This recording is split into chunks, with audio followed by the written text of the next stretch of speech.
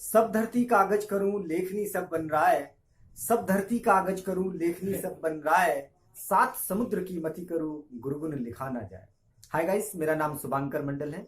एक छोटी सी कहानी है। एक शहर में एक फेमस मूर्तिकार रहा करता था, जो बहुत ही सुंदर मूर्ति बनाया करता था। दूर दराज के लोग उसके पास मूर्ति खरीदने के लिए आते थे। उसके पास उस जमाने में गाड़ी, बंगला, दौलत, शोहरत सब कुछ था। एक बार की बात है, एक युवा बहुत ही ज्यादा प्रभावित हुए उस मूर्तिकार से, और उसने मूर्तिकार बनने का मन में ठान लिया। वो पहुंच गया उस मूर्तिकार के पास और जाकर के उस मूर्तिकार से कहने लगा कि सर, मैं आपके जैसा एक फेमस मूर्तिकार बनना चाहता हूँ, क्या आप मुझे मूर्ति बनाना सिखाओगे? तो उस मूर्तिकार ने कहा, मैं आपको जरूर मूर्ति बनाना सिखाऊंगा, लेकिन आपको कुछ शर्त मेरी माननी पड़ेगी। तो उसने कहा, सर, चाहे कोई भी शर्त हो, मैं मानने के लिए तैयार हूं, मुझे बस आप मूर्तिकार बना दीजिए। तो उसने कहा, देखो, आपको जो है कम से कम 5 साल का समय आपको देना पड़ेगा। साथ में उन दिनों मैं आपको कुछ खास खर्चा नहीं दे पाऊंगा। कभी कभी आपको भूखा भी सोना पड़ सकता है और आपको मेरा पर्सनल काम भी कभी कभी करना पड़ सकता है। क्या ये शर्त आपको मंजूर है? उसने कहा, सर, चाहे कुछ भी हो जाए, मुझे आपके जैसा एक मूर्तिकार बनना है। दोनों के बीच में सलाह हुआ। वो लड़का मन लगा करके काम सीखने लगा। समय बीतता चला गया। 5 साल बाद वो लड़का एक बहुत सुंदर मूर्तिकार बन गया। अब उसने इच्छा जाहिर की कि सर, अब मुझे दुकान खोलने की आप इजाजत दीजिए, मुझे दुकान खोलना है। तो उस मूर्तिकार ने कहा कि कुछ समय और आप काम सीखो, ताकि आपके काम में कोई त्रुटि ना रहे, आप बढ़िया से काम कर सको।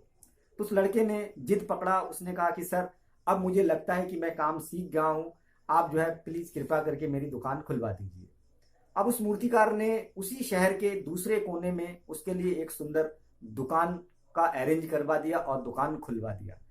अब जो है अपने गुरुजी के साथ साथ वो भी मूर्ति बनाने का काम शुरू कर दिया। अब दोनों मूर्ति बना रहे थे। अब हुआ क्या, समय के काल चक्र के हिसाब से वो लड़का अपने गुरुजी से अच्छा मूर्ति बनाना सीख गया। अब मार्केट में जैसे ही दोनों की मूर्ति उतरती, तो गुरुजी की मूर्ति की कीमत यदि 20,000 रुपए लगती, तो उस लड़के की मूर्ति की जो कीमत है वो लगभग 25 से 30,000 रुपए लगती। यानी हमेशा से गुरुजी से ज्यादा दामों में उसकी मूर्ति बिकने लगी। लेकिन फिर भी वो मूर्तिकार अपने शिष्य को सलाह देते, एडवाइस देते कि आप जो है अपने मूर्ति को अगर इस तरीके से बनाओगे तो आपकी मूर्ति की कीमत और ज्यादा लग सकती है। वो लड़का मान जाता और उस तरीके से काम करना स्टार्ट किया। दूसरी बार जब मार्केट में मूर्ति उतरी, तो उसके गुरुजी की मूर्ति की कीमत यदि 40,000 रुपए लगी, तो उस लड़के की मूर्ति की कीमत 50,000 रुपए लगी।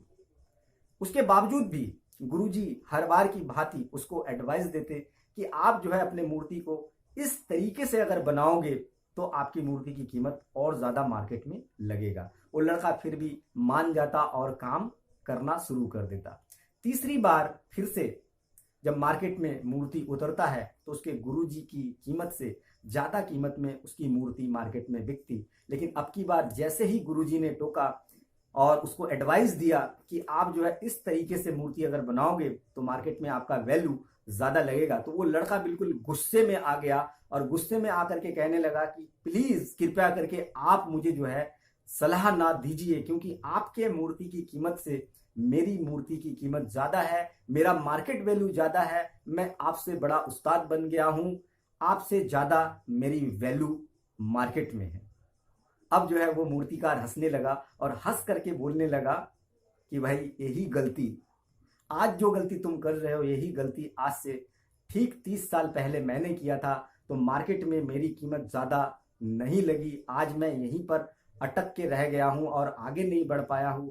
अगर आप भी इसी प्रकार की गलती करोगे तो शायद भविष्य में आप इससे ज्यादा आगे नहीं बढ़ सकते हो। गाइस, एक छोटी सी कहानी से हम लोग क्या सीखते हैं?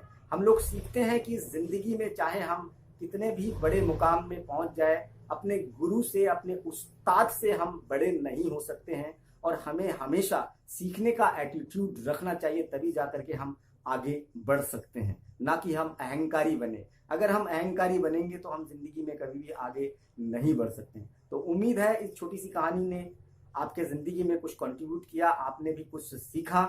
आपने क्या सीखा मुझे कमेंट करके जरूर बताना। और हाँ, आप किस प्रकार की कहानी आगे सुनना पसंद करोगे मुझे कमेंट करके जरूर बताना। हमारे चैनल को सब्सक्राइब जरूर करना और बेल आइकॉन को जरूर हिट करना, ताकि इस प्रकार की कहानी आप पहले देख सको। मुझसे जुड़े रहने के लिए प्रेम पूर्वक बहुत बहुत धन्यवाद।